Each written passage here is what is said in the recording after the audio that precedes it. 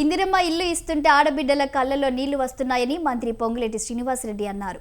కాంగ్రెస్ అంటేనే current free అన్నారు. 10 ఏళ్ల పాలనలో 500 రూపాయలకు గ్యాస్ సిలిండర్లు, డబుల్ బెడ్రూమ్ ఇండ్లు ఎందుకు ఇవ్వలేకపోయారని ప్రశ్నించారు.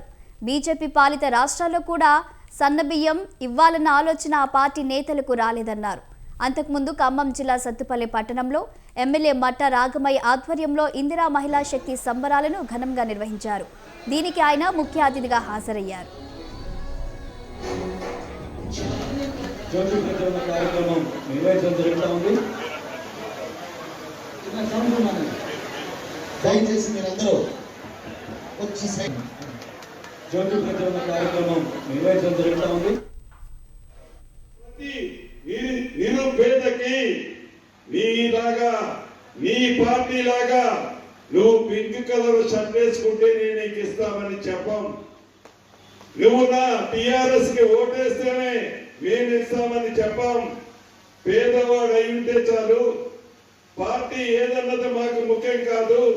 ఆ పేదవాడి మనోధైర్యాన్ని పెంచడం కోసం, ఆ పేదవాడి చిన్న కోరికను నెరవేర్చడం మా ఇందిరమ్మ ప్రభుత్వం యొక్క లక్ష్యము. ధనిక తెలంగాణ రాష్ట్రాన్ని అప్పుల ఊపిలో నెట్టినా నా ఆడబిడ్డలకి, నా పేదవాళ్ళకి ఏ మంచి చేయాలి అని తపనతో ఈ ప్రభుత్వం వచ్చిందో, ఈ ప్రభుత్వాన్ని ఆడబిడ్డలు పేదవాళ్ళు దీవించారు.